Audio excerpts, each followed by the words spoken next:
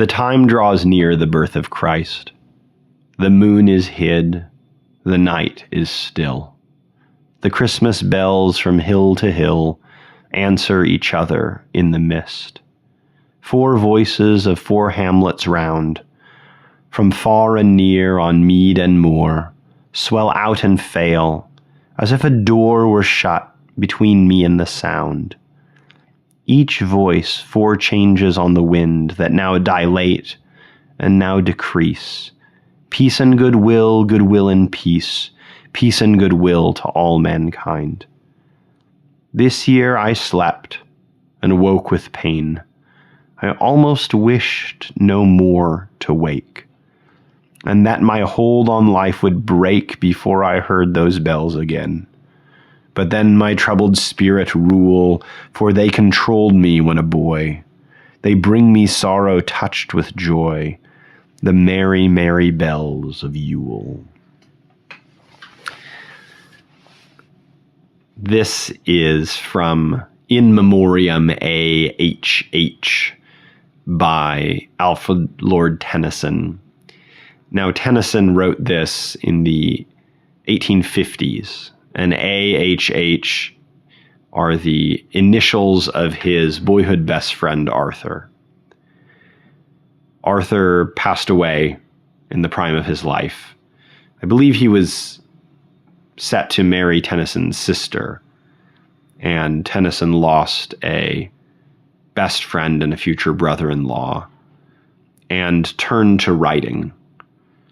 I don't know if he knew how much he would write about Arthur, but he ends up writing over 100 poems about him, which are collected into this long sequence, In Memoriam.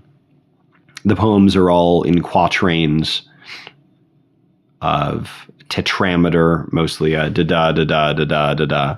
The time draws near the birth of Christ is an example. And they are in an ABBA rhyme scheme. And that rhyme scheme is odd in that mostly in quatrains, especially tetrameter quatrains in the 19th century, whether you're writing in England or America, you're doing an ABAB rhyme scheme, alternating.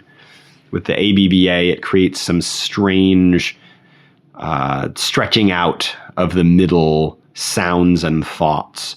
And you have to wait for that A rhyme for an extra line, which creates a sense of delay, but ultimate fulfillment after delay, which is really helpful for a lot of what Tennyson is doing in this poem. As you heard when I read from section 28 at the beginning of this video, there's a sense of the passage of time, a sense that, you know, we're doing the same old things. Oh, it's peace and goodwill time again. And yet in Tennyson, there is a deep grief and a doubt and a worry. And in one sense, In Memoriam is a conversation with God. The opening line actually addresses the strong Son of God. But it talks about how it's hard to believe. We believe where we can't prove. And one of the things we struggle with, according to Tennyson, is the question of death. I want to read on from where I started in section 28, and I want to read sections 29 and 30 as kind of perhaps a grim pre-Christmas meditation before we go on break for a couple weeks for Christmas. So this is sections 29 and 30 that follow right after what I just read from section 28. Section 29, with such compelling cause to grieve as daily vexes household peace, and chains regret to his decease, how dare we keep our Christmas Eve, which brings no more a welcome guest to enrich the threshold of the night, with showered largesse of delight, in dance and song and game and jest. Yet go, and while the holly boughs entwine the cold baptismal font, make one wreath more for use and wont, that guard the portals of the house. Old sisters of a day gone by, gray nurses, loving nothing new, why should they miss their yearly due before their time? They too will die. 30.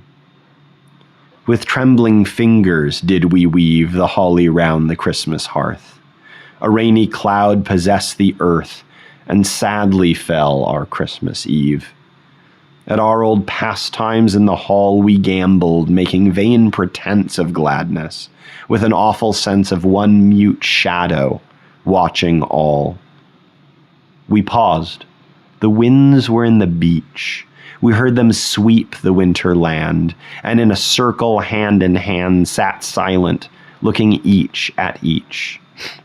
Then, echo-like, our voices rang. We sung, though every eye was dim. A merry song we sang with him last year. Impetuously we sang. We ceased. A gentler feeling crept upon us. Surely rest is meet. They rest, we said. Their sleep is sweet. And silence followed, and we wept. Our voices took a higher range. Once more we sang. They do not die, nor lose their mortal sympathy, nor change to us, although they change, wrapped from the fickle and the frail, with gathered power yet the same, pierces the keen seraphic flame from orb to orb, from veil to veil. Rise, happy morn, rise, holy morn, draw forth the cheerful day from night. O Father, touch the east, and light the light that shone when hope was born. We move from this, why do we have to sing again? Why do we have to do this? To okay, we'll participate, but it'll be we'll just be acting it out. With trembling fingers did we weave the holly round the Christmas hearth. We sang, but it was mute. It was a vain pretense of gladness. There was a bluntedness because the shadow was watching. And then we have this with we pause, the winds were in the beach. Tennyson is always gonna find nature and bring it in its sounds. He's so good at sounds, Tennyson is. He's gonna bring in its sounds whenever he can. But then there's this gentler feeling which creeps up. And instead of saying, there's some mute shadow watching, we say, no, they're resting. Their sleep is sweet. And silence followed, and we wept. But then there's some sort of mounting glory that comes up. Our voices took a higher range. Once more we sing, they do not die, nor lose their mortal sympathy. I just think that turn from they do not die to nor lose their mortal sympathy. Something about mortal sympathy, that's a phrase that someone like Milton would use. And that phrase, it's very abstract, mortal sympathy. It's not like the winds were in the beach or the winter land or hand in hand. Those are all very concrete and kind of simple. Mortal sympathy is this burly Miltonic abstraction. But we're moving up into the realm of ideas. They're not dying nor losing their mortal sympathy. They're changing. And then we have this image of kind of rising through the spheres of heaven. Not necessarily like heaven in a like afterlife, kind of like halos and harp sense, but like the cosmos. With gathered power, yet the same, pierces the keen seraphic flame from orb to orb, from veil to veil.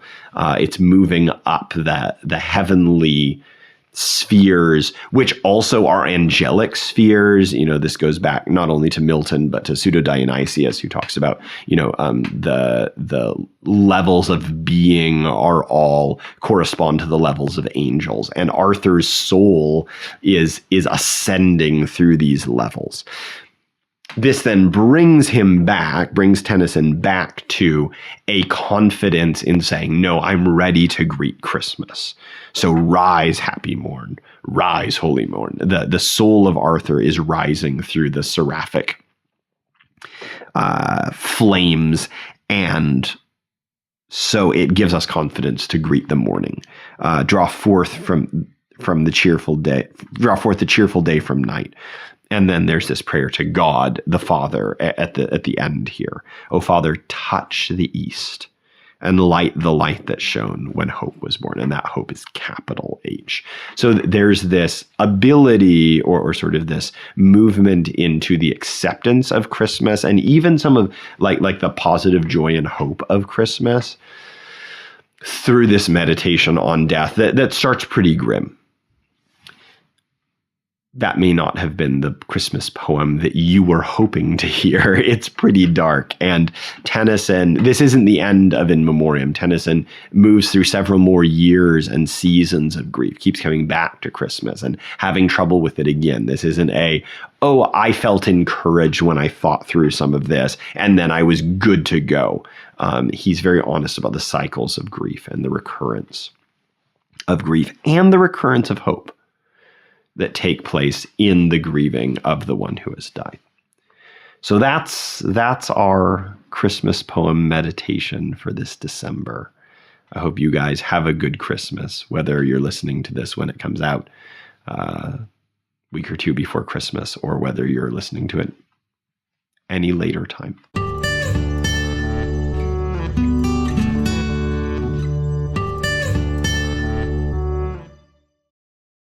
It's been a fun year at Knowing Poetry. We have some exciting things coming in the next year. It is the 250th anniversary of the American experiment, and we're going to do some duocentennial. We're going to do some 250 years of American poetry retrospectives, which I'm looking forward to. Thanks.